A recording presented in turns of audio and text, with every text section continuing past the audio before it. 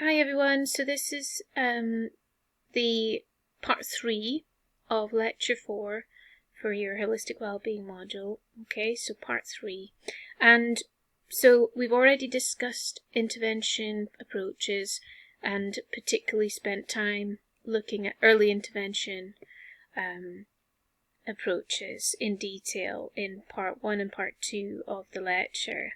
So now we're going to go over and explore health, work, learning, and social inclusion approaches to interventions, and we'll do so in fairly brief form. Okay. Now, obviously, health is really important to someone's well-being. If you're not healthy, it's unlikely that you'll be happy. There is lots of evidence that happiness is linked to physiological processes, and of course psychological ones too, which affect health. For example, well-being can be a predictor of problems with inflammation and associated with immune system's health. And negative feelings can hinder cardiovascular and immune systems, and endocrine systems as well. So there's really big connections between well-being and health and well-being vice versa. Indirect links between health and happiness exist. People with higher levels of well-being are likely to have healthier lifestyles. For instance, students at college with higher life satisfaction have demonstrated a higher propensity to exercise and eat healthier food, as well as being a healthier weight. Brief interventions led by nurses, for example, delivered in a primary care setting, have been found to be effective in lowering the consumption of alcohol, and therapy has been found to be effective for those with mild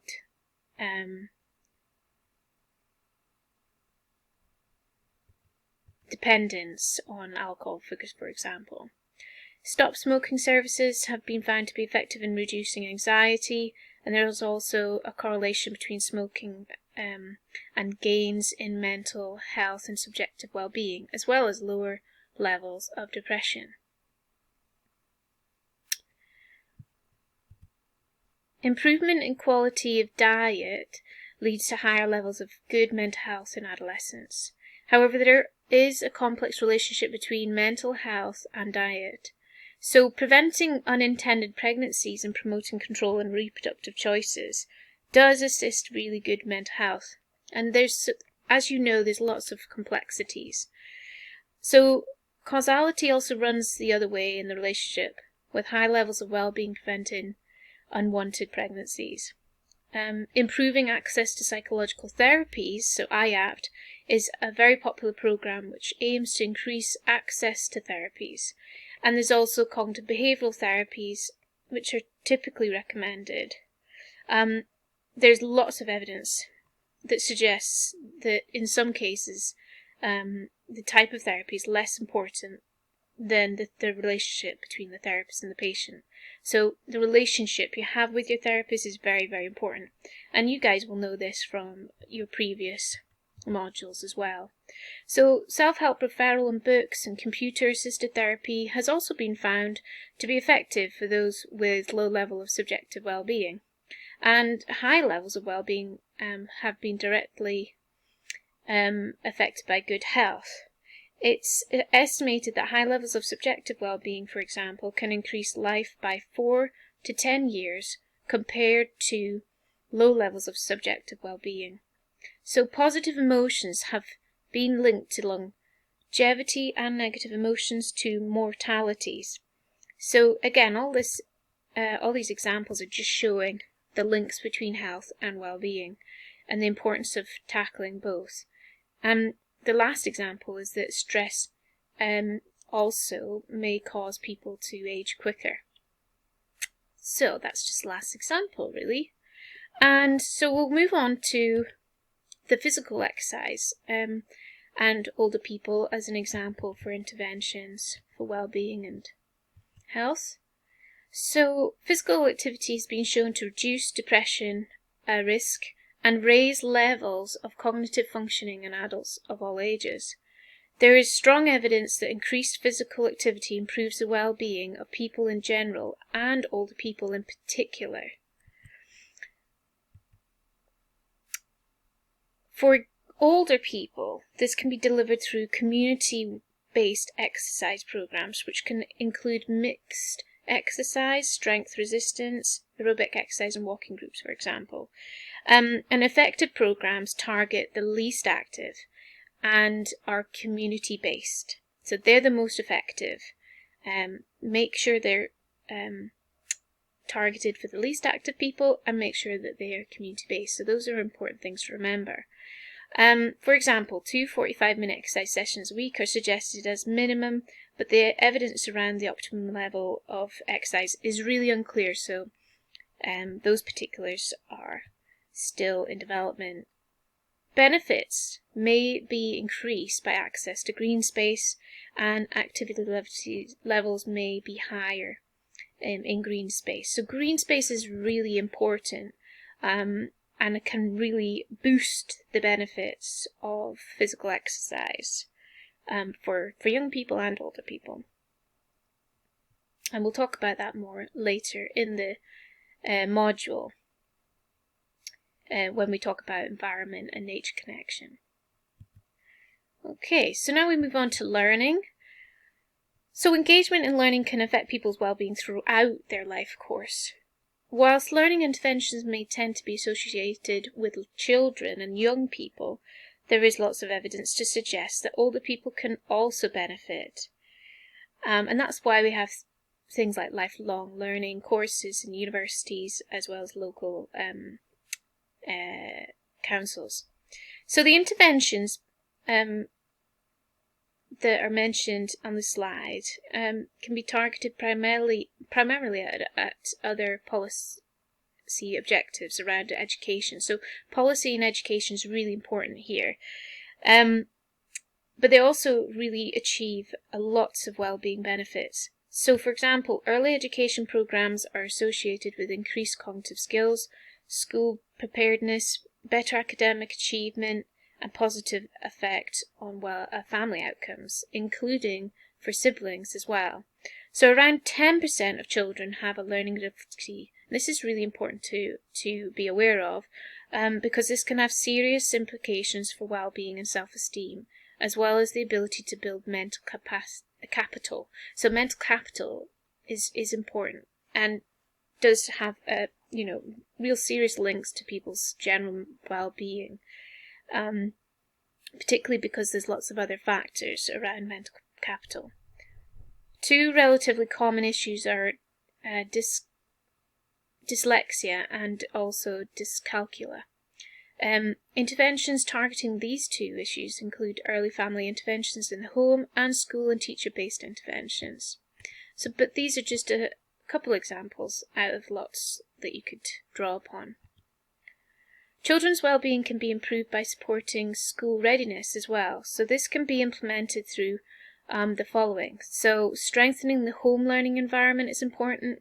Preschool and early child education programs to promote early language acquisition and literacy is important.